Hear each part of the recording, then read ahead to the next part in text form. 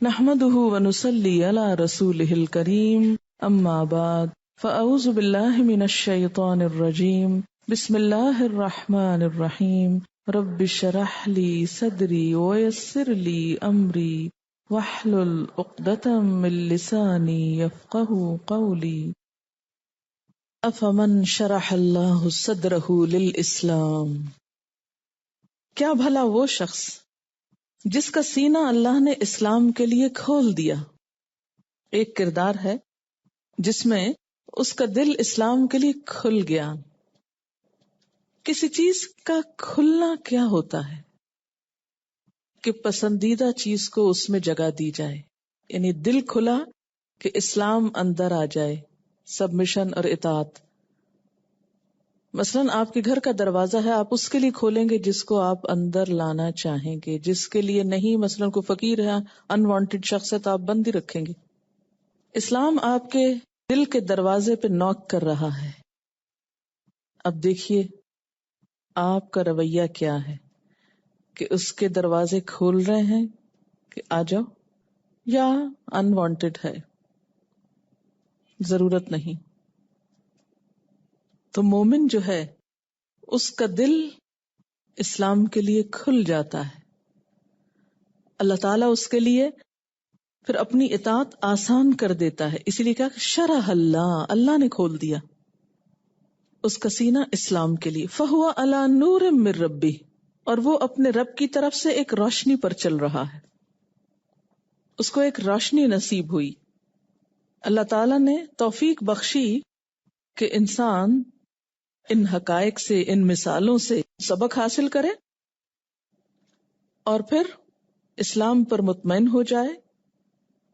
شرح صدر کا معنی ہے اسلام پر اتفاق ہونا، اطمینان ہونا، یکسوئی ہونا، کسی قسم کا شک اور تذبذب باقی نہ رہنا کہ جو کچھ ہے درست ہے، ہر چیز کو قبول کر سکتا ہوں.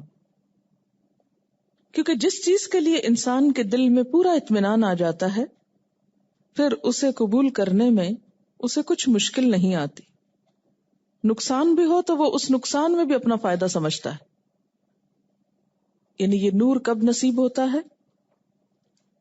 جب خوشی سے انسان اسلام کو قبول کرتا ہے. یعنی صرف علم کی حد تک نہیں، سبمیشن کے لیول پر. فویل للقاسیۃ قلوبہم من ذکر اللہ. دوسرا کردار کیا ہے اس شخص کا کہ جس کا دل اللہ کا ذکر سن کر پہلے سے بھی زیادہ سخت ہو گیا. دوسرا کون ہے؟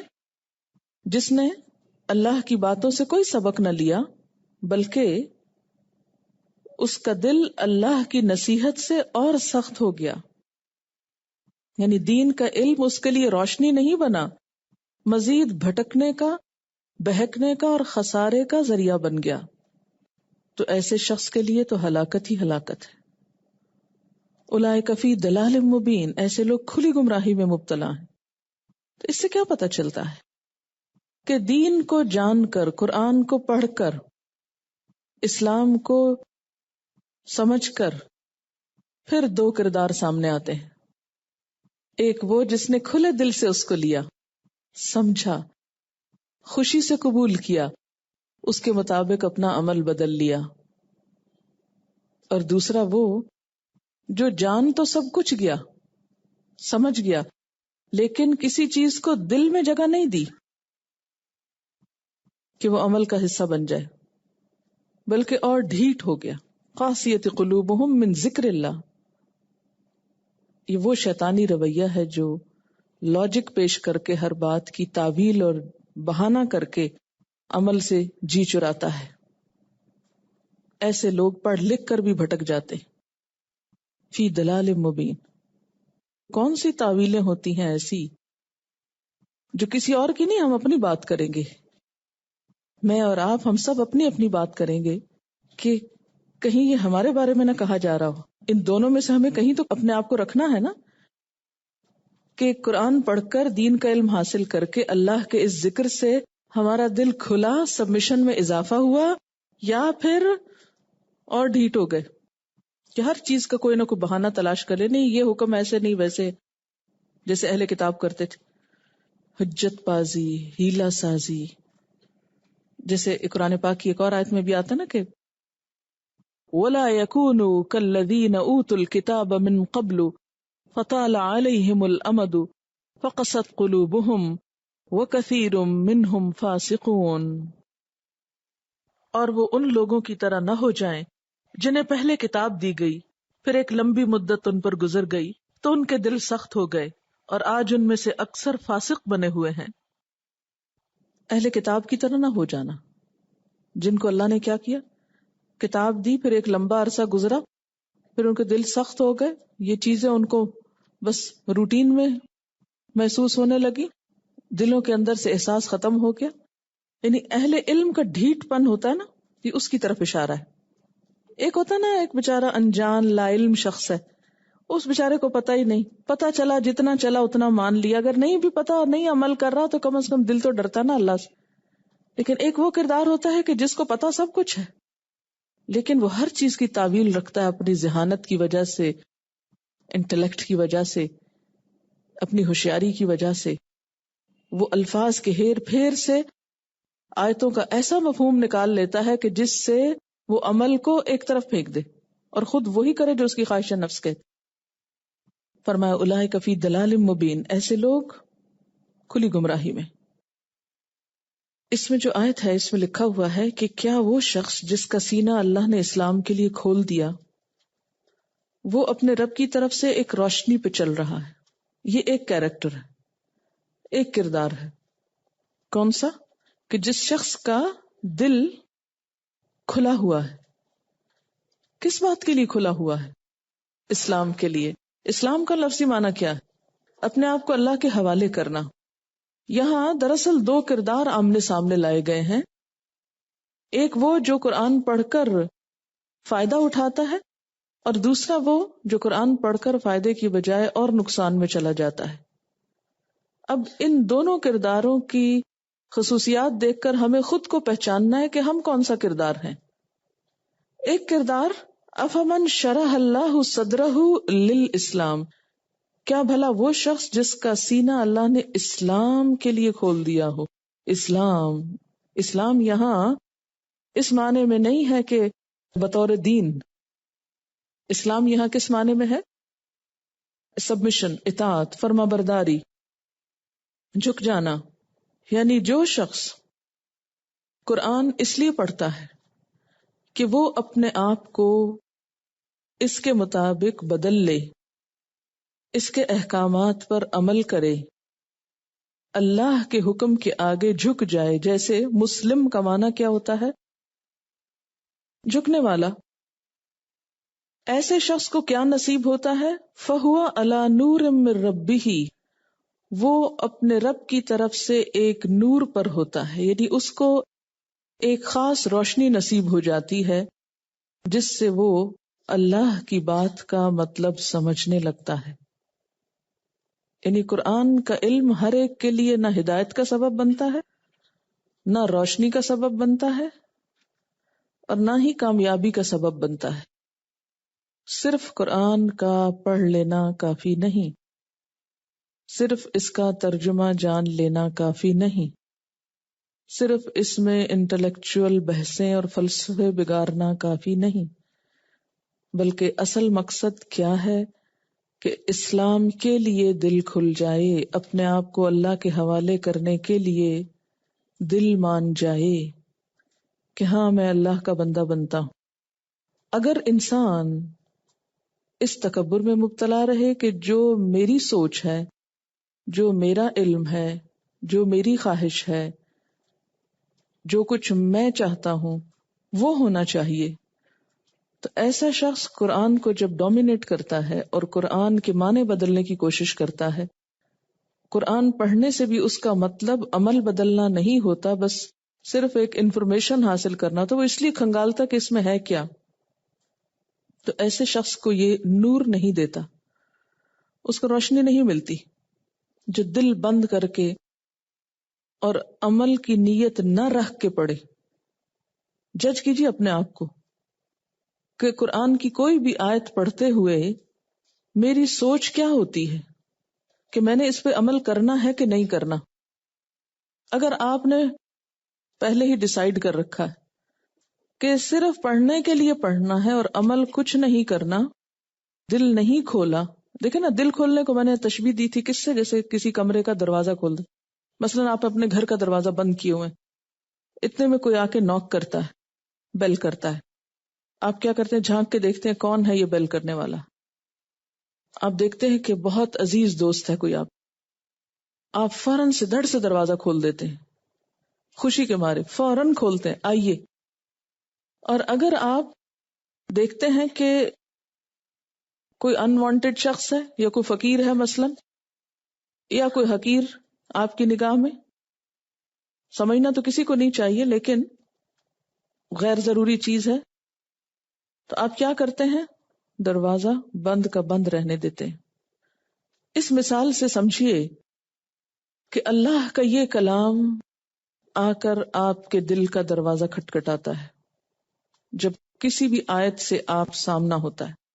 اگر آپ کو حقیقی معنوں میں اس کی قدر ہے، اس سے محبت ہے، اس کو اللہ کا کلام سمجھتے ہیں اور اللہ کی عظمت آپ کے دل میں ہے کہ واقعی وہ سب سے بڑا ہے اور اس کی بات سب سے سچی ہے اور اس میں کوئی شک نہیں، اس کے ماننے میں میرا فائدہ ہے، اس کے ماننے میں میرے لیے انعام ہی انعام ہے، تو آپ کیا کریں گے؟ دل کھول دیں گے. ویلکم، سمعنا و اطعنا. بنی اسرائیل نے کیا کہا تھا؟ سمعنا و عصینا، سنا ہے ہم نے، مانیں گے نہیں. تو شرح صدر کس کا ہوتا ہے؟ کھول دیتا ہے دروازہ کون؟ جو یہ نیت رکھتا ہو کہ ماننا ہے، میرا رب بہت بڑا ہے، مجھے اس کے حکم کے آگے جھکنا ہے. اس کا دل کھل جاتا ہے اور پھر کھلتا چلا جاتا ہے. اور جب دل کھلتا ہے اور قرآن اندر داخل ہونے لگتا ہے تو یہ قرآن اللہ کا کلام ہے. پھر اس کھلے دل کے اندر اس کا ایک نور آتا ہے، ایک روشنی، ایک خوشی، ایک سکون، ایک اطمینان. اور پھر دل اس کلام کے ساتھ انوالو ہو جاتا ہے. پھر سوتے جاگتے اٹھتے بیٹھتے ہر وقت یہ آپ کے سوچوں کا حصہ بن جاتا ہے. آپ اسی کی روشنی میں ہر چیز کو دیکھتے ہیں. قرآن پڑھنے سے پہلے بھی آپ کے پاس ایک روشنی تھی، وہ قرآن کے بغیر کی روشنی تھی، وہ دنیا کے علوم کی روشنی میں روشنی تھی. کیونکہ ہر علم ایک روشنی ہوتا ہے نا، لیکن ہر روشنی کا رنگ مختلف ہوتا ہے. جیسے ٹیوب لائٹ کا رنگ اور ہے، اسی طرح کچھ اور روشنیاں ہوتی ہیں، اور خود روشنی کے اندر کئی رنگ ہیں. تو آپ دیکھیے کہ جس طرح کی روشنی ہوگی نا، اسی رنگ کی چیزیں نظر آئیں گی نا. چاند کی روشنی میں چیزیں مختلف نظر آتی ہیں اور سورج کی روشنی میں مختلف نظر آتی ہیں. بالکل اسی طرح دنیا کے علوم پڑھ کر زندگی اور رنگ کی نظر آتی ہے، اس دنیا کا رنگ کچھ اور نظر آتا ہے. قرآن کا نور جب بندے کے اندر آتا ہے تو ہر چیز کے لیے نقطہ نگاہ، سوچ بدل جاتی، ہر چیز کی حقیقت مختلف نظر آنے لگتی ہے. چیزیں وہی ہیں، بدلتا کچھ بھی نہیں، صرف آپ کا دل بدل جاتا ہے، اندر بدل جاتا ہے. اصل خوش قسمت انسان وہی ہے کہ جس کو قرآن کا نور مل جائے. قرآن کا علم نہیں کافی، یاد رکھیے، قرآن کا علم کافی نہیں. کوئی شخص جو یہ دعویٰ کرے کہ میں قرآن پڑھ چکا ہوں اور بہت سال لگا چکا ہوں اس پر، لیکن اس کو نور نہیں نصیب ہوا، اس نے اپنا آپ اس کے مطابق بدلا نہیں، بدلنا چاہا نہیں. اپنی سوچ، اپنے جذبات، اپنی خوشی، اپنے غم، اپنا سب کچھ اس کے مطابق کرنے کا ارادہ ہی نہیں کیا. اسلام کے لیے جھکنے کے لیے کھولا ہی نہیں دروازہ، حوالے ہی نہیں کیا خود کو اللہ کے. ایسے شخص کو یہ روشنی نصیب نہیں ہوتی. وہ قرآن پڑھنے کے باوجود بھی کچھ اور ہی روشنیوں میں دیکھتا ہے دنیا کو. ایسے شخص کے لیے قرآن کا علم پھر فائدے کی بجائے الٹا نقصان دہ ہوتا ہے. فویل، یہی علم اس کے لیے ہلاکت کا سبب بن جاتا ہے، تباہی کا سبب بنتا ہے. کیوں؟ اس لیے کہ وہ خود بھی بھٹکتا ہے، اوروں کو بھی بھٹکاتا ہے. خود بھی گمراہ ہوتا ہے، اوروں کو بھی گمراہ کرتا ہے. فویل للقاسیۃ قلوبہم من ذکر اللہ، تباہی ہے ان لوگوں کے لیے جن کے دل اللہ کے ذکر سے اور سخت ہو گئے اور ڈھیٹ بن گئے، وہ اور دین کے دشمن بن گئے.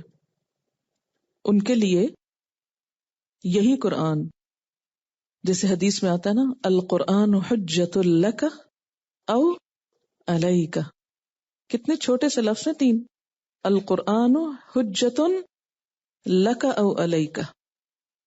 قرآن یا تو تمہارے لیے حجت بنے گا، تمہارے حق میں یا تمہارے خلاف. قیامت کے دن یا تمہارے حق میں سفارش کرے گا یا تمہارے خلاف مقدمہ کرے گا. یا اللہ پکڑو اس کو، اس نے مجھے مذاق کا نشانہ بنا لیا تھا، مجھے پڑھتا تھا. ہاں وہ حدیث بھی ہے، نبی صلی اللہ علیہ وسلم نے فرمایا کتنے ہی قرآن پڑھنے والے ایسے ہیں کہ قرآن ان پہ لعنت کرتا ہے. کتنے ہی قرآن پڑھنے والے ایسے ہیں والقرآن یلعنہ، قرآن اس پہ لعنت کر رہا ہوتا ہے. کیسے؟ اس کی ایک چھوٹی سی مثال ہے. مثلا قرآن پاک میں اللہ تعالیٰ فرماتے ہیں لعنت اللہ علی الکاذبین، جھوٹوں پر اللہ کی لعنت ہے. اب ایک شخص تلاوت فرما رہا ہے لعنت اللہ علی الکاذبین، یاد کر رٹ رہا ہے جیسے حفظ کر رہے ہیں، اور دوسری طرف قرآن رکھ کے بیٹھتا ہے. استاد پوچھتا کتنی دفعہ پڑھا؟ کہتا ہے استاد جی 10 دفعہ ہو گیا. کیا کیا اس نے؟ جھوٹ بولا. اور وہ جو لعنت اللہ علی الکاذبین پڑھ کے بیٹھا ہے وہ کس پر گئی؟ اسی پہ گئی نا جس نے جھوٹ بولا. ایسے بہت سے کھیل اور ایسی بہت سی زیادتیاں ہم خود اللہ کے دین کے ساتھ کرتے. کبھی آپ نے سوچا نہیں کہ آخر کیا وجہ تھی کہ عرب کی اس بدو قوم کے پاس یہ کتاب آئی تھی اور وہ دنیا کی امام بن گئی؟ آج ہم مسلمانوں کے پاس بھی وہی کتاب ہے بغیر کسی چینج کے، اور ہمارے لیے روز ذلت کا سبب بن رہی. ہم ہر آنے والے دن میں نیچے جا رہے ہیں. فرق کیا ہے ہم دونوں میں؟ یہی کتاب ان کے پاس تھی، وہ چمک اٹھے، ان کو نور نصیب ہو گیا. یہی کتاب آج ہمارے پاس ہے اور ہم ذلیل و خوار ہو رہے ہیں کہ نہیں ہو رہے؟ کہاں عزت ہے ہماری؟ کہاں سے ہے؟ کس اعتبار سے ہم دنیا میں کوئی مقام رکھتے ہیں؟ کیوں ایسا کیوں ہے؟ قرآن تو وہی ہے، وہ تو نہیں بدلا. ہم بدل چکے ہیں. وہ اس پر ایمان لائے تھے، وہ اس کو سچا سمجھتے تھے، وہ اس کو حرف آخر سمجھتے تھے.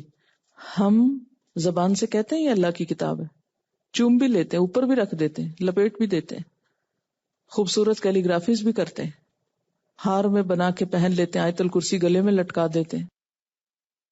حسن قرات کے بڑے بڑے مقابلے ہوتے ہیں، سینکڑوں لوگوں نے حفظ کر رکھا ہے. شاید حفظ کرنے والوں کی جتنی آج تعداد ہے اس دور میں نہ تھی،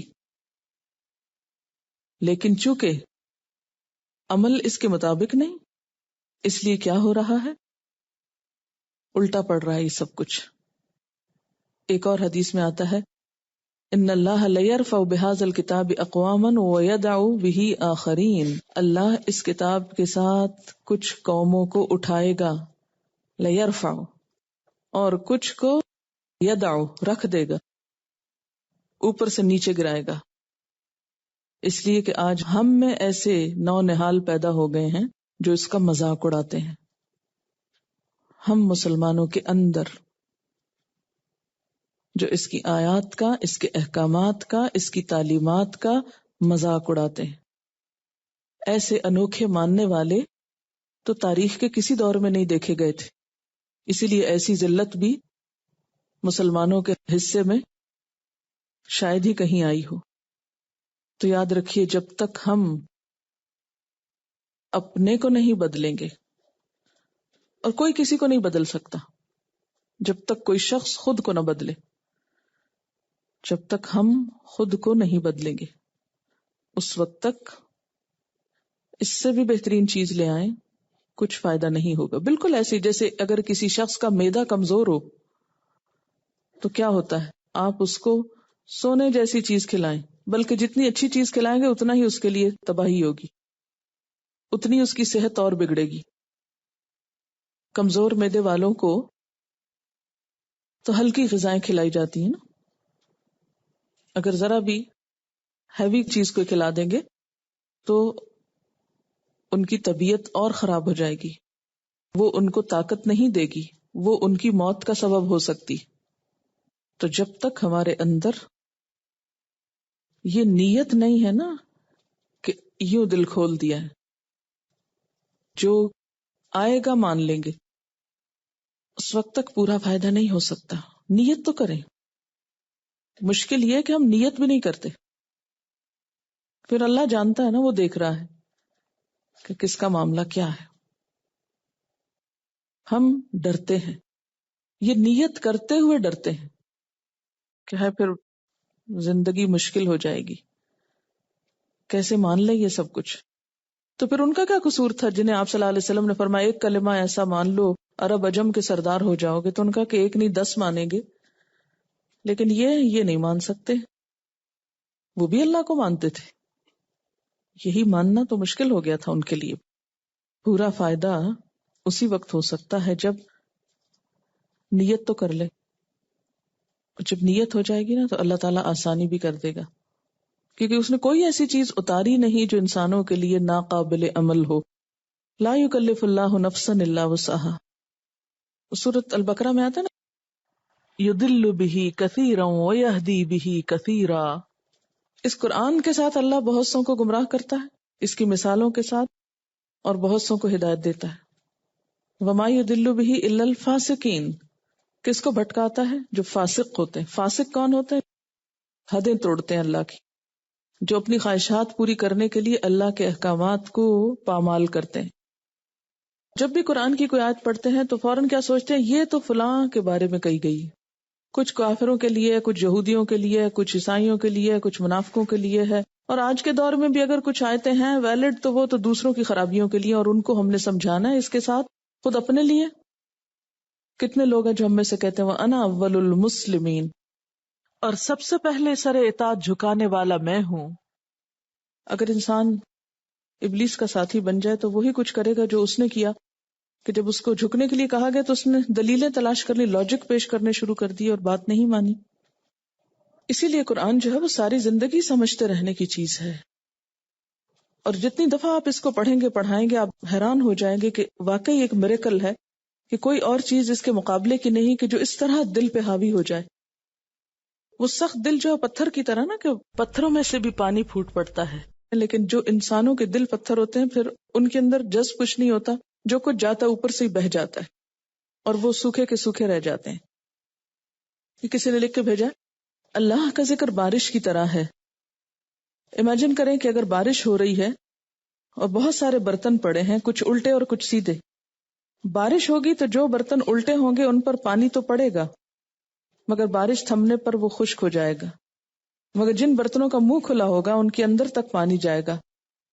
اس میں بھی اگر کہیں کریک ہے تو تھوڑا شاید کم جائے۔ اس لیے قرآن کا علم، اللہ کا ذکر اسی دل میں جائے گا جو ہر طرح کی آلائشوں سے اور کریکس سے پاک ہو۔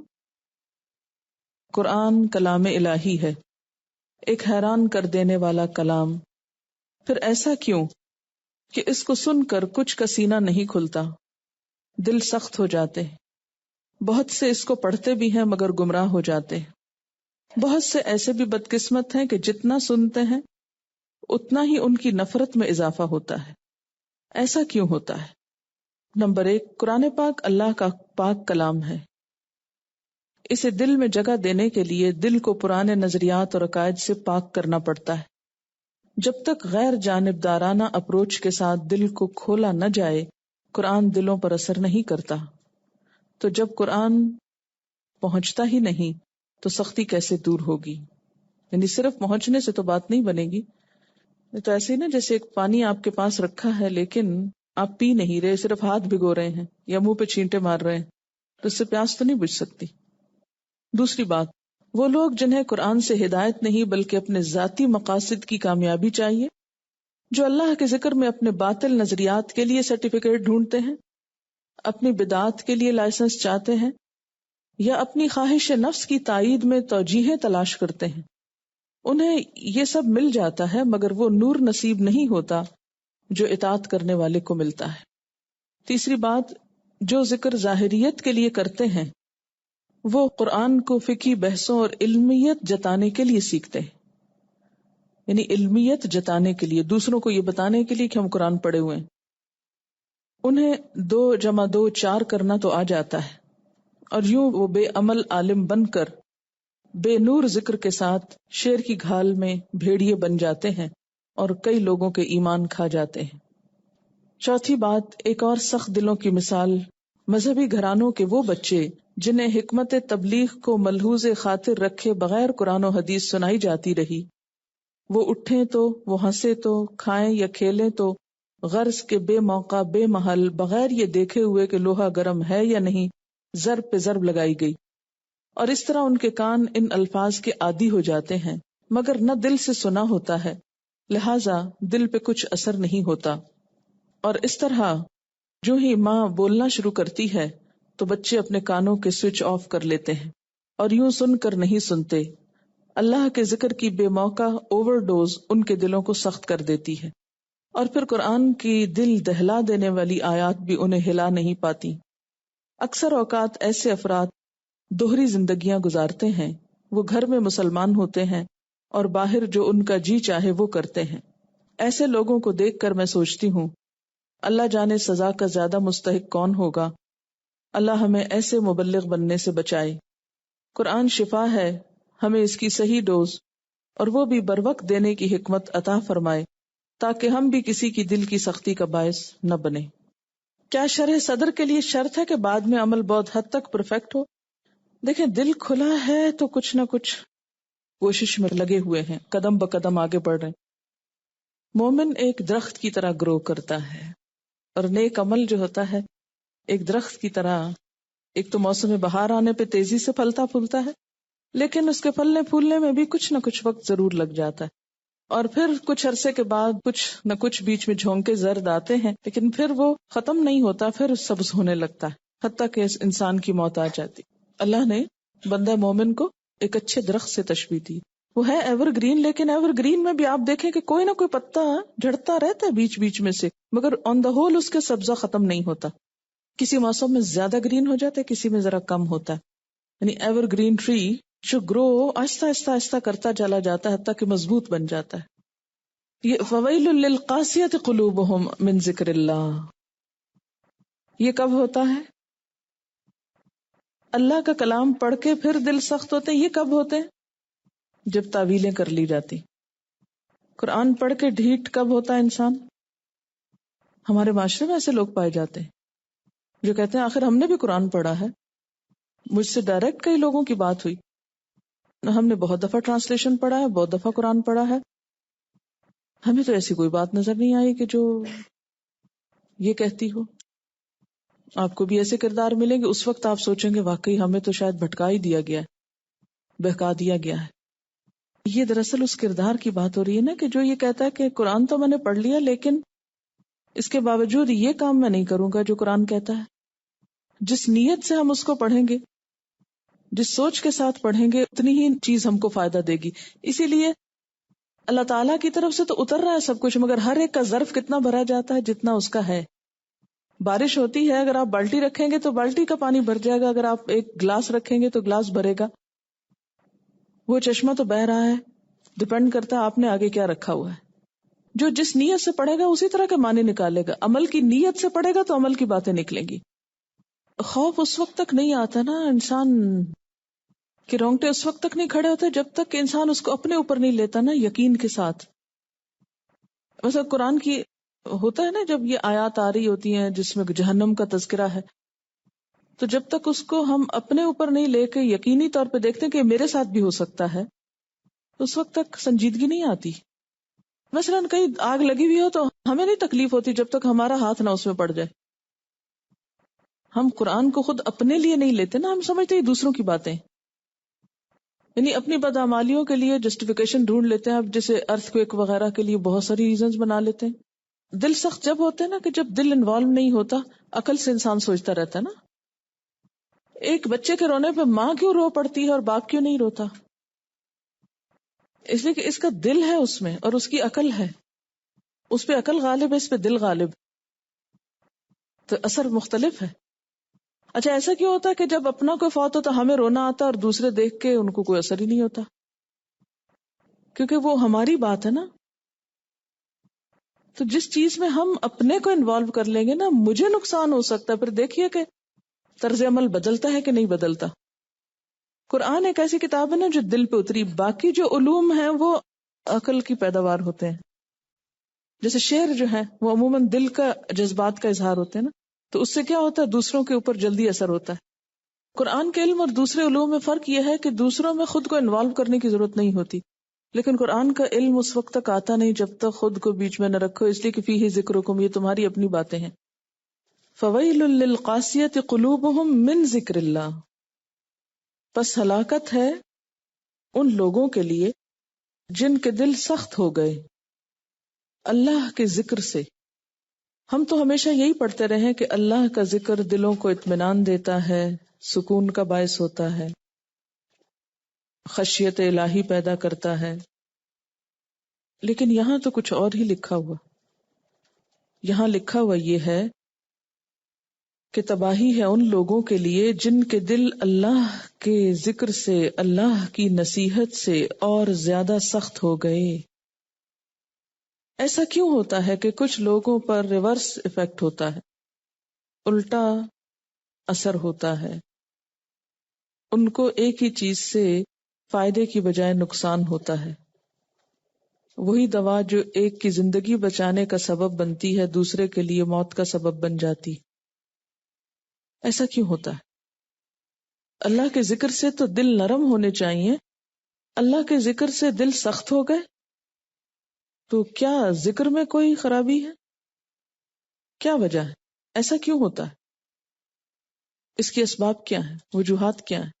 کسی نے لکھا ہے کہ میں ہمیشہ سوچتی تھی کہ اتنے لوگ جو قرآن کو انٹلیکچولی بہت سٹڈی کر چکے ہیں وہ اس سے ہدایت کیوں نہیں پاتے، کیونکہ آگے لکھا نا اولئک فی ضلال مبین۔ آج مجھے اس کا جواب مل گیا ہے کہ نہ وہ اسے اس طرح سنتے ہیں جس طرح رب چاہتا ہے کہ سنیں، نہ اس طرح پڑھتے ہیں جیسے رب چاہتا ہے کہ پڑھیں، اس کے بہترین حصے کی پیروی ہی نہیں کرتے بلکہ فضول بحثوں میں مبتلا ہو جاتے ہیں اور اپنے سینے اسلام کے لیے کھلنے ہی نہیں دیتے۔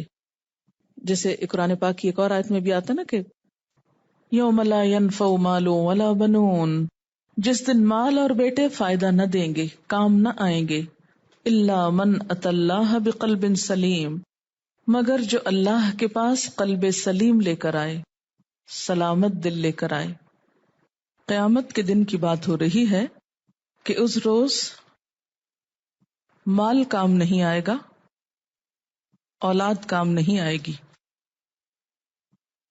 دنیا میں اگرچہ بہت سی چیزیں پائی جاتی ہیں، لیکن دو چیزوں کا بطور خاص تذکرہ ہے، مال اور اولاد کا، کہ یہ کام نہیں آئیں گے، اس لیے کہ دنیا میں انسان ان دو چیزوں کی محبت میں باقی چیزوں کی نسبت کچھ زیادہ ہی گرفتار ہے۔ مال کے بارے میں اللہ تعالیٰ فرماتے کہ وَإِنَّهُ لِحُبِّ الْخَيْرِ لَشَدِيدٌ، اور وہ مال و دولت کی محبت میں بری طرح مبتلا ہے۔ اور اسی طرح وَتُحِبُّونَ الْمَالَ حُبًّا جَمًّا، اور تم مال کی محبت میں بری طرح گرفتار ہو۔ اور اسی طرح اولاد بھی، انما اموالکم واولادکم فتنہ، تمہارے مال اور تمہاری اولاد تو ایک آزمائش ہے۔ ایک اور جگہ پر ان من ازواجکم واولادکم عدوا لکم فاحذروہم، تمہاری بیویاں اور تمہاری اولاد میں سے بعض تمہارے دشمن ہیں، ان سے ہوشیار رہو۔ تو یہ ایک بہت بڑی حقیقت ہے کہ یہ دو چیزیں انسان کی کمزوری ہیں۔ دنیا میں انسان کے غلط رویوں کے عمومی طور پر ذمہ دار بھی یہی دو عناصر ہیں۔ انسان کو بتایا یہ جا رہا ہے کہ جن دو چیزوں کے پیچھے تم اپنے آپ کو ہلاک کر رہے ہو، اور جن دو چیزوں کے حصول میں اور ان کو چاہنے میں اور ان کو سنبھالنے میں اور ان کی خاطر جو اپنی تمام طاقت اور صلاحیت استعمال کر رہے ہو، یہی دو چیزیں قیامت کے دن انسان کو پوچھیں گی بھی نہیں۔ پھر یہ کہ دنیا میں جیسے کوئی مشکل پیش آتی ہے تو عموماً وہ مشکلات دو طرح سے حل ہوتی ہیں، جیسے کچھ کام مال سے ہو جاتے ہیں اور کچھ اولاد کر دیتی۔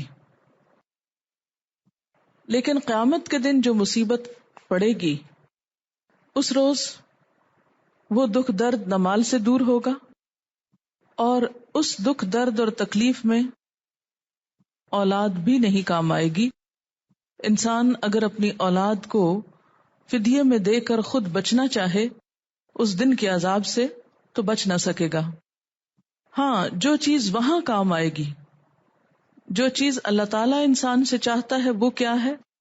اللہ، یہ اللہ کا لفظ قابل غور ہے۔ من اتی اللہ بقلب سلیم، جو اللہ کے پاس قلب سلیم لے کر آیا، سلامت دل۔ مال اور اولاد کی بجائے جو چیز ریکوائرڈ ہے وہ قلب سلیم ہے۔ گویا آخرت میں نجات پانے کے لیے، آخرت کی مشکلات سے نبٹنے کے لیے قلب سلیم ہی چاہیے، قلب سلیم کے علاوہ کوئی اور قلب نہیں چاہیے۔ اچھا، قلب کی بات یہاں کیوں کی گئی؟ اس لیے کہ مال اور اولاد میں سے بھی خاص طور پر بیٹے، ان دو چیزوں میں انسان کا دل لگ جاتا ہے۔ دنیا میں بھی زیادہ دل لگنے کا سبب عموماً یہی دو چیزیں ہوتی ہیں، مال کی کثرت اور بیٹوں کا ہونا۔ دنیا کے غموں سے عموماً یہ دو چیزیں بے نیاز بھی کر دیتی ہیں۔ تو چونکہ انسان اپنا دل ان کو دے ڈالتا ہے، مال کے لیے اور اولاد کے لیے اپنا دل ہار بیٹھتا ہے، فرمایا کہ جس دل میں مال اور اولاد کی محبت بسی ہوئی ہوگی، اللہ کو وہ دل نہیں چاہیے وہاں، بلکہ وہ دل چاہیے جو قلب سلیم ہو۔ اللہ کا کیا معنی ہوتا ہے؟ جیسے ہم کہتے ہیں لا الہ الا اللہ، تو اللہ کا لفظ بہت اہم ہے، مگر سوائے، یعنی ایکسکلوسیولی کیا چاہیے؟ قلب سلیم۔ اگر قلب سلیم کے علاوہ کوئی اور قلب پیش کیا تو وہ قبول نہ ہوگا۔ اچھا، بات یہ ہے کہ صرف قلب کی بات کیوں کی گئی ہے؟ اس لیے کہ قلب زندہ ہو تو انسان زندہ ہے، اگر قلب پہ کچھ بیت جائے تو انسان باقی نہیں رہتا۔ اگرچہ لفظ قلب یا دل استعمال ہوا ہے لیکن مراد سارا انسان ہی ہے۔ من سے ویسے بھی انسان کی طرف اشارہ ہو رہا ہے، الا من یعنی انسان، مگر جو انسان، جو شخص، جو کوئی قلب سلیم کے ساتھ حاضر ہو۔ نبی صلی اللہ علیہ وسلم نے بھی فرمایا نا کہ اذا صلحت صلح الجسد كله واذا فسدت فسد الجسد كله الا وهي القلب۔ انسان کے جسم میں گوشت کا ایک ٹکڑا ہے، اگر وہ درست ہو گیا سارا جسم درست، اگر وہ بگڑ گیا سب کچھ بگڑ گیا۔ سن لو، وہ دل ہے۔ دل ہی ایک ایسا آرگن ہے نا جو کسی وقت بھی آرام نہیں کرتا، مسلسل کام کرتا ہے۔ جب سے ہم پیدا ہوئے، بلکہ پیدائش سے پہلے بھی، ماں کے پیٹ میں بھی دل کام کرنا شروع کر دیتا ہے۔ اگر یہ کام نہ کرے اور یہ اپنی صحیح حالت پر نہ ہو تو انسان صحیح حالت پر قائم رہ نہیں سکتا، انسان سروائیو نہیں کر سکتا۔ تو دنیا میں بھی زندگی کی بنیاد کیا ہے؟ قلب، اور آخرت میں بھی زندگی کی بنیاد اور اچھی زندگی کی بنیاد قلب، لیکن صرف قلب سلیم۔ الا من اتی اللہ بقلب سلیم۔ اب یہ قلب سلیم کیا چیز ہے؟ قلب تو دل ہے، اور سلیم کا لفظ سلامتی سے نکلا ہے، سلامت دل، محفوظ دل، بے عیب دل، ہر خرابی، بیماری، بگاڑ، فساد سے پاک دل۔ کون سی خرابی اور کون سی بیماری؟ خرابیوں میں مثلاً پہلی خرابی شرک اور بدعت، اللہ کے نافرمانی کے کاموں سے خالی دل، جس کا دل اللہ کی نافرمانی میں لگتا ہی نہ ہو، اللہ کی نافرمانی کو دل ہی نہ چاہے، دنیا کی محبت اور دنیا کی چکا چوند اور دنیا کی رونق سے محفوظ دل، کہ وہ یہ سب کچھ دیکھے مگر کسی بھی چیز میں اس کا دل نہ لگے، کوئی بھی چیز اس کو اپیل نہ کرے، دل میں جگہ نہ پکڑے۔ اسی طرح ہر برے جذبے سے، حسد، شک، بدگمانی، نفرت، عداوت، بخل، ان سارے جذبات سے پاک دل۔ بات یہ ہے کہ دل ایک ایسی سینٹرل جگہ ہے جسم میں کہ جو چیز وہاں جگہ بنا لے وہ پورے جسم کو اپنی لپیٹ میں لے لیتی۔ مثلاً اگر شرک وہاں جگہ بنا لے تو سارے دین کا بگاڑ ہو جاتا ہے، ساری عبادات کا ستیہ ناش ہو جاتا ہے۔ اگر مال کی محبت یہاں جگہ بنا لے تو کیا ہوتا ہے؟ انسان اپنے رشتوں کو، اپنے قریب عزیز اور بہت سی قیمتی چیزوں کو اس پر قربان کر دیتا ہے۔ اسی طرح اگر اس دل میں کسی کے لیے حسد پیدا ہو جائے تو حسد سے بھرا ہوا دل پورے جسم کو اور پورے ایکشنز کو اور پوری ایکٹیویٹی کو اپنی لپیٹ میں لے لیتا ہے، چہرے کے تاثرات سے لے کر ایکشنز اور انسان کا رویہ اور چال ڈال، ہر چیز اس میں انوالو ہو جاتی۔ اگر کسی کے لیے بدگمانی ٹھہر جائے اس دل میں، مثلا اللہ کے بارے میں شک ٹھہر جائے، اس کے رسول صلی اللہ علیہ وسلم کے بارے میں کوئی ایک چھوٹی سی بات پہ شک ٹھہر جائے، یا کسی بھی جگہ پر یہ کانٹا اٹک جائے تو انسان آگے نہیں چل سکتا، کوئی کام پھر صحیح ہو ہی نہیں سکتا۔ آپ نبی صلی اللہ علیہ وسلم کی صحیح اطاعت کر ہی نہیں سکتے جب تک آپ ان کو اپنے دل میں جگہ نہ دیں۔ اسی لیے کیا فرمایا، خدا کی قسم تم میں سے کوئی شخص مومن ہی نہیں ہو سکتا، اس کا ایمان ہی مکمل نہیں ہو سکتا جو اللہ کے رسول صلی اللہ علیہ وسلم کو اپنے والدین، اولاد اور تمام انسانوں سے بڑھ کے نہ چاہے۔ کیوں کہا گیا من احب للہ وابغض للہ واعطى للہ ومنع للہ فقد استکمل الایمان، جس نے اللہ کے لیے محبت کی، اللہ کے لیے بغض رکھا، اللہ کے لیے کچھ دیا، اللہ کے لیے روک دیا، اس نے اپنا ایمان مکمل کر لیا۔ قلب سلیم کا ہونا، دل کا محفوظ ہونا تمام نیک اعمال کی بنیاد ہے۔ دیکھیں کہ ارادے، نیتیں، عزائم، یہ سب بھی تو دل کے اندر ہوتے ہیں۔ آپ بظاہر دکھاوے میں بہت کچھ کرتے رہیں، لیکن اگر دل ساتھ نہیں، نیت نہیں، تو کچھ بھی قبول نہیں، بڑے سے بڑی عبادت قبول نہیں۔ پھر اسی طرح بسا اوقات دل ایک چیز کو چاہتا ہے اور آپ اسے پلٹاتے ہیں اللہ کی اطاعت کی طرف، تو آپ نے کیا کیا؟ دل کو محفوظ کر لیا۔ مثلا دل میں بخل بھرا ہوا ہے، کسی کو کچھ دینے کو دل نہیں چاہتا، آپ اس جذبے کو کاٹ کے، اس کو ختم کر کے اپنے آپ کو پلٹاتے کہ نہیں مجھے دینا ہے، دل کی مانتے نہیں، تو آپ نے دل کو برباد ہونے سے، ضائع ہونے سے بچا لیا۔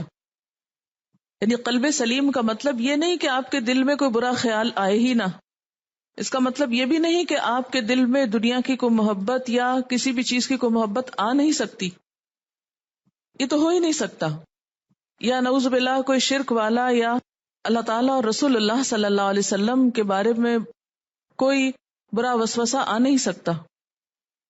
صحابہ کرام میں سے ایک صحابی نے کہا تھا نا، یا رسول اللہ صلی اللہ علیہ وسلم، بعض اوقات وہ باتیں ہم چاہتے نہیں لیکن اچانک ہمارے دماغ میں ایسی آ جاتی ہیں کہ ان کو منہ پہ لائیں، اس سے بہتر ہے کہ ہم جل کر کوئلہ ہو جائیں۔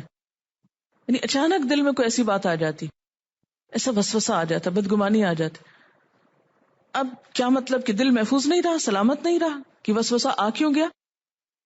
دنیا کی کسی چیز سے محبت ہوئی، اب یہ کہ یہ ہونی نہیں چاہیے تھی، آنی ہی نہیں چاہیے تھی اس چیز کی محبت، کسی چیز میں اٹریکشن محسوس ہوتی، ہونی نہیں چاہیے، یہ تو نہیں ہو سکتا. پھر دل محفوظ کیسے ہے اگر یہ نہیں ہو سکتا؟ محفوظ اس طرح کہ ہر وہ ناپسندیدہ چیز جو اندر آ جائے اس کو نکال باہر کیا جائے کوشش کے ساتھ. مثلاً آپ دیکھیں کہ دل کو آپ ایک گھر سے مثال دے دیں، جیسے ایک گھر ہوتا ہے. کیا زلزلے نہیں آئیں گے؟ آئیں گے. آتے ہیں تو کیا ہوتا ہے؟ کریکس پڑ جاتے ہیں نا گھروں میں. کیا ڈسٹ نہیں آئے گی گھر کے اندر چاہے آپ ساری کھڑکیاں بند کر کے رکھیں؟ آتی ہے نا. پھر کیا کرتے ہیں؟ پوچھ ڈالتے ہیں. کیا کوڑا کرکٹ نہیں آتا؟ آتا ہے. کیا کرتے ہیں؟ رکھے نہیں رکھتے، نکال دیتے ہیں. تو قلب سلیم سے مراد یہ ہے کہ ہر وہ چیز جو اس کے اندر درار ڈالنے کو آئے، کوئی زلزلہ طوفان آئے، کوئی آندھی بارش آئے، کوئی ایسی چیز آئے، وہ تو آئے گی طبعی حالات اور موسم کے تحت.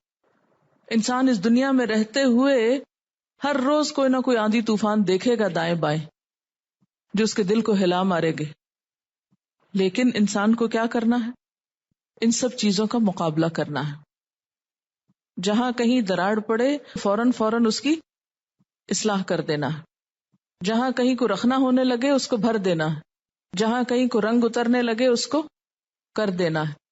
کوئی میل کچیل آنے لگے اس کو صاف کر دینا ہے، تاکہ جب ہم دنیا سے رخصت ہوں تو اس حال میں رخصت ہوں کہ کوئی ایسی چیز جو اللہ تعالیٰ کو پسند نہ ہو وہ ہمارے دل کے ساتھ ٹکی ہوئی نہ ہو، سب ہٹی ہوئی ہو.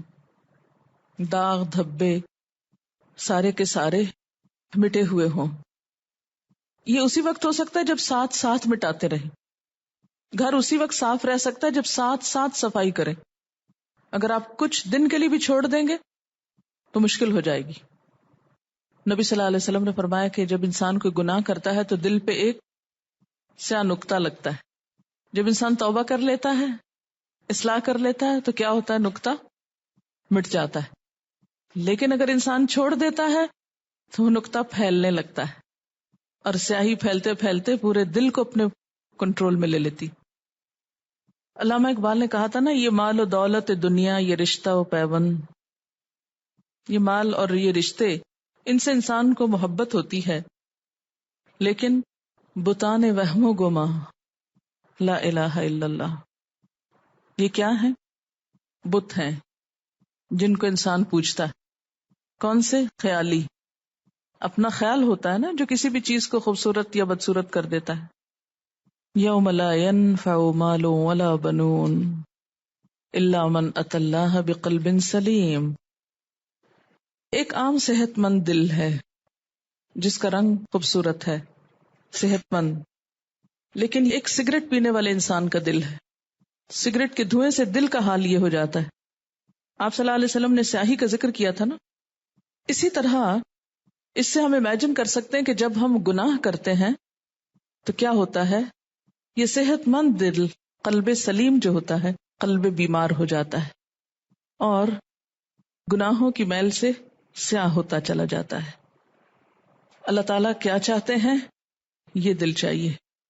الا من اتی اللہ بقلب سلیم، سلامت دل چاہیے اور بس، اور نہیں چاہیے. سب دوسرے ریجیکٹڈ ہیں، کام ہی نہیں آئیں گے وہاں. تو ہم سب کو کس چیز پہ توجہ دینی ہے؟ اپنے دل کی اصلاح پہ، پیوریفیکیشن آف ہارٹ پہ، کیونکہ وہ سینٹر ہے ساری چیزوں کا، سارے باتوں اور کاموں کا. دل کی اصلاح اور دل کا زنگ اور دل کا میل کچیل دور کرنے کے لیے 2 نسخے اللہ تعالیٰ کے رسول صلی اللہ علیہ وسلم نے بتائے. آپ نے فرمایا کہ دلوں کو زنگ لگ جاتا ہے جیسے لوہے کو لگتا ہے.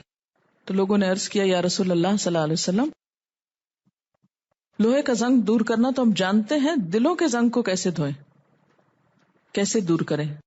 آپ نے فرمایا 2 چیزیں، کثرت سے قرآن کی تلاوت اور موت کی یاد. موت کو یاد رکھو گے تو دنیا کی محبت کم ہوتی جائے گی. اب آپ نے قرآن پڑھ لیا، اب آپ اگر صرف تلاوت کریں تو بھی انشاءاللہ وہ فائدہ دے گا.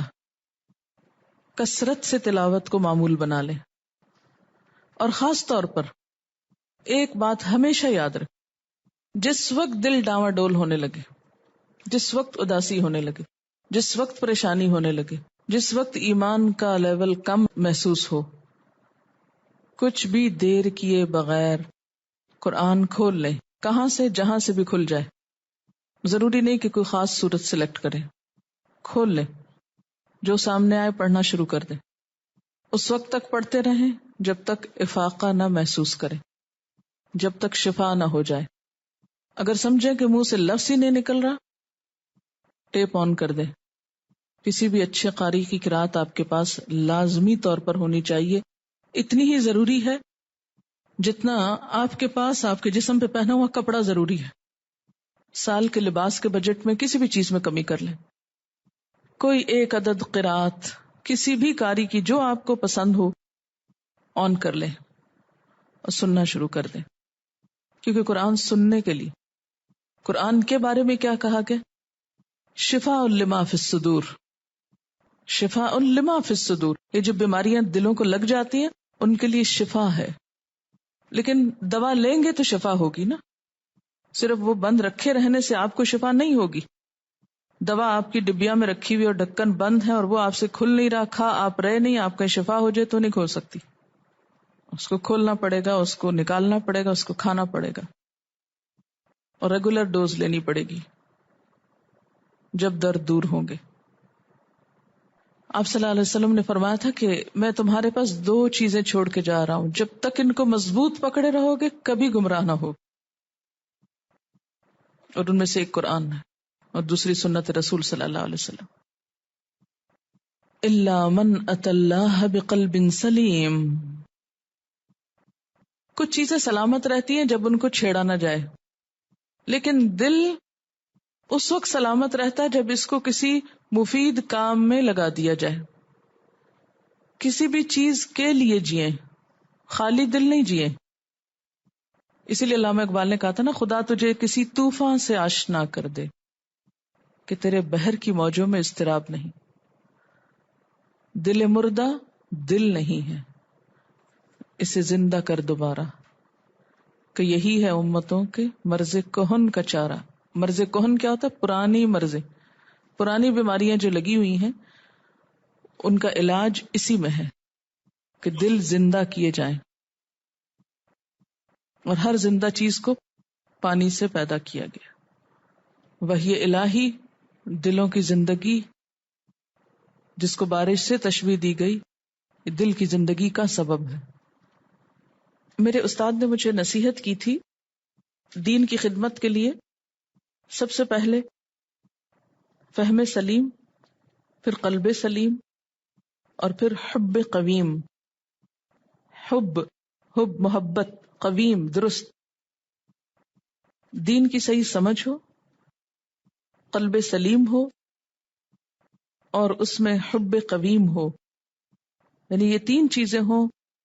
دین کا علم جو عقل کے ذریعے آتا ہے، عقل سلیم جب ہوتی ہے تو تبھی دین صحیح طور پہ سمجھ آتا ہے، اور اس کے لیے قلب سلیم کا ہونا ضروری ہے، اور پھر حب قویم کا ہونا ضروری ہے کہ انسان محبت کی سطح پر ان چیزوں کو لے۔ دنیا کے علم جو ہوتے ہیں وہ محبت کی سطح پہ نہیں لیے جاتے، ان کے ساتھ ہمارے ایموشنز اس طرح وابستہ نہیں ہوتے۔ کہتے ہیں نا 3 جگہوں پر اپنے دل کا جائزہ لو، قرآن پڑھتے وقت، ذکر کی مجلسوں میں، اور تنہائی کے اوقات میں۔ اگر ان 3 جگہوں پر دل نہ لگے تو سوچو پھر تمہارے سینے میں دل نہیں پتھر ہے، اس لیے اللہ سے قلب سلیم مانگو، یعنی اے اللہ میں تجھ سے سالم دل مانگتا ہوں، قلب سلیم مانگتا ہوں، جس میں تیری طرف سے آئی ہوئی ہدایت سما جائے۔ ہدایت پر ہونے کے لیے نشانی باہر نہیں، اندر ہے، اور وہ دل کا اطمینان۔ ہدایت تلاش کرنے کے لیے لوگ عموماً نشانیاں کہاں دیکھتے ہیں؟ دوسرے میں، باہر۔ حالانکہ آپ ہدایت اختیار تو کر کے دیکھو، پھر دل ٹٹولو، وہاں کتنا گہرا سکون ہے۔ آپ دیکھیں کہ جب آپ قرآن پڑھ رہے ہوتے ہیں، پڑھا رہے ہوتے ہیں، کوئی نہ غم ہے، نہ خوف ہے، نہ کسی کی باتوں کی پرواہ ہے، نہ کچھ، جو بھی مشکلات ہیں سب بھولے ہوئے ہوتے ہیں، کچھ فرق نہیں پڑتا. دو عالم سے کرتی ہے بیگانہ دل کو، عجب چیز ہے لذت آشنا. بے پناہ سکون، یہ بے پناہ سکون جو ہے نا، یہ نشانی ہے کہ آپ ہدایت پر ہیں. باطل پر ہو کر، جرم کر کے، ظلم کر کے دل سکون میں نہیں آ سکتا، اطمینان قلب کبھی نصیب نہیں ہو سکتا. جیسے قرآن پاک کی ایک اور آیت میں بھی آتا نا کہ الذین آمنوا، وہ لوگ جو ایمان لائے، وتطمئن قلوبہم بذکر اللہ، اور ان کے دل اللہ کے ذکر سے اطمینان پاتے. الا بذکر اللہ تطمئن القلوب، سنو اللہ کے ذکر سے دل اطمینان پا جاتے ہیں. ذکر کا معنی کیا ہوتا ہے؟ یاد کرنا. جب کوئی آدمی اللہ تعالی کو اس کی پوری عظمت کے ساتھ پا لیتا ہے تو اس کے اندر ایک روحانی ہلچل پیدا ہو جاتی. اس ہلچل سے کیا ہوتا ہے؟ ہر وقت اس کو اللہ کی یاد آتی ہے. ایسا کیوں بے اختیار کیوں ہو جاتا ہے؟ اب سوتے ہوئے اٹھ رہے ہیں اللہ، اب سونے جا رہے ہیں اللہ، اب کچھ دیکھتے ہیں فوراً اللہ. یہ کیسے ہوتا ہے؟ کیونکہ اللہ کو شعور کے ساتھ پایا نا، تو دل میں ایک اضطراب ہے، اس کی یاد ہے جو زبان پہ بے اختیار آ جاتا ہے. کبھی زبان سے شکر کے کلمات نکلتے الحمدللہ، کبھی ڈر لگتا ہے تو کہتے استغفر اللہ، کبھی کوئی اچھی چیز دیکھتے ہیں تو ماشاء اللہ، حیرت ہوتی سبحان اللہ. ہماری تو لغت سے یہ باتیں نکل گئیں، اور ہم کو تو یہ لفظ بولنے میں بھی شرم آتی ہے. اب لوگ کیا کہیں گے، ملانی ہو گئے. یہ ملانی کے الفاظ نہیں ہیں، یہ اللہ کی محبت کرنے والوں کے بے ساختہ جملے. لیکن آپ دیکھیں کہ آج کے لوگ بڑی بڑی گاڑیوں میں بیٹھ کر، بڑے بڑے گھروں میں رہ کر، بڑے بڑے عہدوں اور جابز پہ اطمینان سے محروم ہیں، عجیب پریشانی کا شکار ہیں. جتنی مادی ترقی بڑھی اتنی بے سکونی بڑھی. ہر طرف کمفرٹ دینے والے سامان موجود ہیں، تھک کارپٹس، بھاری پردے، بھاری فرنیچر، بہترین کھانے، عمدہ لباس. لیکن سکون نام کی چیز کوئی نہیں. یہ سب چیزیں اجنبی اور منہ چڑھاتی نظر آتی ہیں. کیوں؟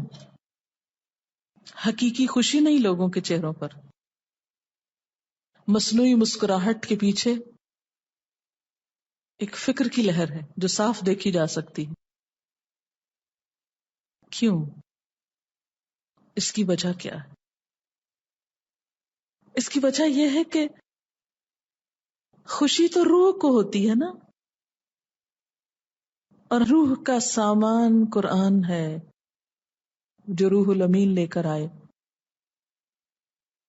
اور ہم اس کو خوش کرنا چاہتے ہیں مادی چیزوں سے. مثلا بچہ کھلونا مانگ رہا ہے اور ہم اس کو کھانا کھلانے لگ جائیں تو وہ خوش ہو جائے گا؟ وہ کہے مجھے کھلونا چاہیے اور آپ کے آؤ کھانا کھاؤ، اور چیخے گا میں کھلونا مانگ رہا ہوں آپ مجھے کھانا کھلاتے ہیں، کیونکہ وہ تو عام طور پہ بھی اس کو کھانا نہیں اچھا لگتا. ہمارا حال یہی ہے. جس چیز کی خوشی جس چیز میں ہے وہی ملے گی تو روح خوش ہوگی. آپ دیکھیں کہ ایک انسان سے مل کر آپ کو خوشی ہوتی، وہ نہ ملے سینکڑوں لوگ ملتے رہیں آپ کو، دل کا کیا حال ہوتا ہے؟ خوش ہوتے ہیں آپ؟ نہیں. اور وہ ایک مل جائے تو سب کچھ مل جاتا ہے، کیونکہ روح کی خوشی اس میں ہے. اس سے زیادہ خوبصورت یا مالدار یا بڑے لوگوں میں نہیں ہے، اس ایک میں ہے. انسان اشرف المخلوقات ہے، اس کی روح کی خوشی اس سے کمتر چیزوں میں نہیں ہے. یہ باقی ساری چیزیں ہم سے کم تر ہیں نا، ہم ان سے برتر ہیں. یہ ہمارے لیے ضرورت کے لیے پیدا کی گئی. ہم نے ان کو پوجنا شروع کر دیا، ہم نے ان میں خوشی تلاش کرنے شروع کر دی. ہمیں اپنے سے بڑی چیز میں سکون مل سکتا ہے جو حقیقی معنی میں بڑی ہے، اور وہ ایک ہی چیز ہے نا، اللہ. اور جب تک اس کو بھولے رہیں گے، اس کو فراموش کریں گے، اس کو چھوڑے رہیں گے، حقیقی خوشی نہیں مل سکتی. اپنے سے کمتر میں سکون نہیں مل سکتا، اپنے سے برتر میں سکون ملے گا. الذین آمنوا وتطمئن قلوبهم بذکر اللہ الا بذکر اللہ تطمئن القلوب. وآخر دعوانا ان الحمد للہ رب العالمین. سبحانک اللہم وبحمدک نشہد ان لا الہ الا انت نستغفرک ونتوب الیک. والسلام علیکم ورحمۃ اللہ وبرکاتہ.